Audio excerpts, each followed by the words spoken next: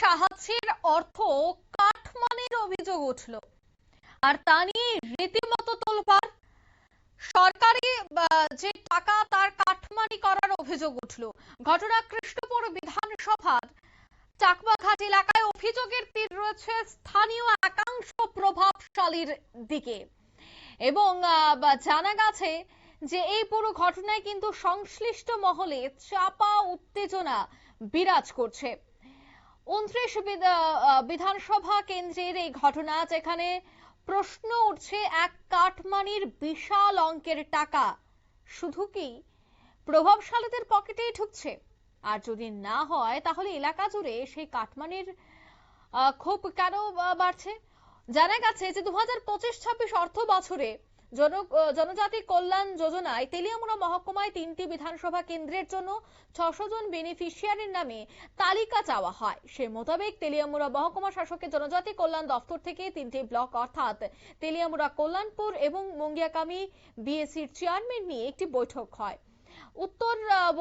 উক্ত বৈঠকে কল্যাণপুর থেকে 150, তেলিয়ামুড়া থেকে 150 এবং বঙ্গীয় গ্রামীণ থেকে 300 জন বেনিফিশিয়ারি নামের তালিকা জমা দেওয়ার কথা বলা হয়।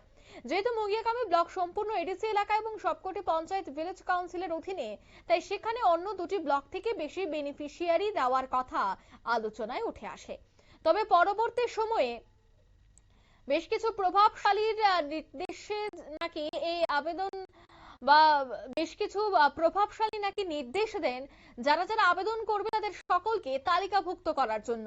সে মোতাবেক প্রায় 1100 বেনিফিশিয়ারির নামের তালিকা উপজাতি কল্যাণ দপ্তরের অধিকর্তার অফিসে পৌঁছে যায়। অধিকর্তার অফিস থেকে প্রায় 604 জন বেনিফিশিয়ারি নামে ওই যোজনা বরাদ্দ করা হয়। আশ্চর্যের বিষয় হলো, এই 604 জন বেনিফিশিয়ারির মধ্যে 20 থেকে 30 জন বেনিফিশিয়ারি কল্যাণপুর ব্লকের আওতাধীন হলেও তেলিয়ামুড়া ব্লকের আবেদন করা সমস্ত জনজাতি বেনিফিশিয়ারিরা বঞ্চিত করে রাখা হয়েছে। এই যোজনায় প্রত্যেক বেনিফিশিয়ারিকে 25,000 টাকা করে অনুদান দেওয়া হয়। তার মূল উদ্দেশ্য হলো জনজাতি ওই অর্থ দিয়ে যেন শূকর এবং মোরগ পালন বা ছাগল পালন ইত্যাদির মাধ্যমে আত্মনির্ভর হতে পারে।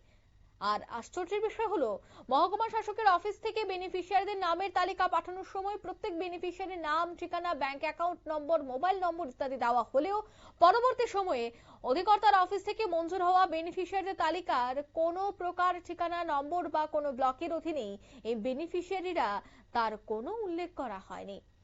আর একটাই কারণ, যেহেতু তেলিয়ামুড়া ব্লকের বেনিফিশিয়ারিরা বঞ্চিত করে রাখা হয়েছে, সেক্ষেত্রে কেউ যাতে বুঝতে না পারে, তাই অনুমোদিত বেনিফিশিয়ারিরা কে কোন ব্লকের অন্তর্গত বা বিধানসভার অন্তর্গত, আর এটা সবটাই কিভাবে করা হয়েছে তা নিয়েই কিন্তু মূলত অভিযোগ উঠছে।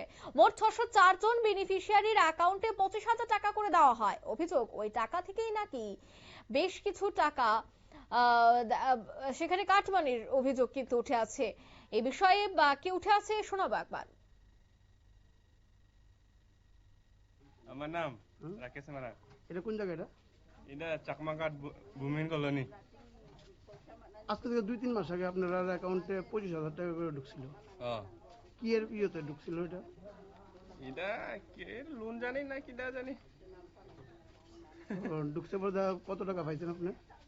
আমরা তো এরা লইছে অর্ধেক, আমরা লইছি অর্ধেক, সমান সমান 13,000 আর 12,000। কারা নিছে? এরা পাতির মানুষ ওই কিতা কই নিছে? এটা পরে সমান সমান কইরা কিতা কই নিছে?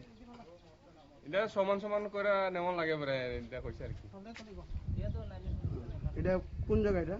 আর ওই কতজন পাইছে এই এলাকার মধ্যে? কতজন পাইছে জানি। কি এর টাকা ঢুকছিল? আমার হ্যাঁ 2-3 25,000 করে টাকা ঢুকছিল নি? কি এর টাকা? এটা তো ওই শুয়োর পালবো কইয়া দিছে আমদারে। কেডা দিছে? কেডা ওই বিকাশ দেব বর্মার এখান থেকে দিছে আমদারে। টাকা ঢুকছে পরে কইছে যে তোমার টাকা ঢুকছে কইয়া। এরপরে গিয়ে আমি তো সবার পরে তুলছি টাকা। এরা কইছে তো সব তোমারও টাকা ঢুকছে, যাও আনো গে। তাইলে আমি গেছি, গিয়ে পরে 25,000 ঢুকছে ঠিকই। 25,000 ঢুকলে আমি 20,000 তুলছি, 10,000 আমার অ্যাকাউন্টে রাখছি। তো 20,000 তুইলে আমি 10,000 বাড়িতে আনছি, 10,000 হেরারে দিছি। কারারে?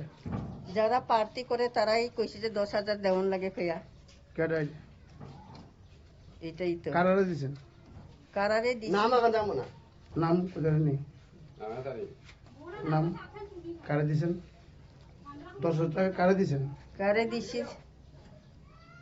নাজমুক আকান্ত না কারে দিছেন নাম নাম কইতে পারেন না কারে দিছেন নাম কইতাম এখন তো প্রার্থী থেকে তারা কইছে দেব এখন নাম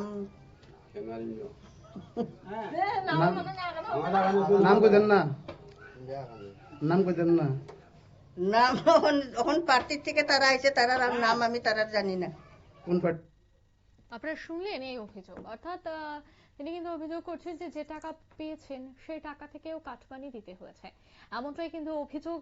তবে অভিযোগটা নিয়ে গোটা এলাকা জুড়ে সরগোল পড়েছে। অভিযোগের তীর রয়েছে স্থানীয় একাংশ প্রভাবশালীর দিকে। এই মুহূর্তের সংবাদ এ পর্যন্ত। আমাদের পরবর্তী নিউজ আপডেট দেখার জন্য অবশ্যই চোখ রাখবেন শুধুমাত্র নিউজ ভ্যানগার্ডের পর্দায়। ধন্যবাদ।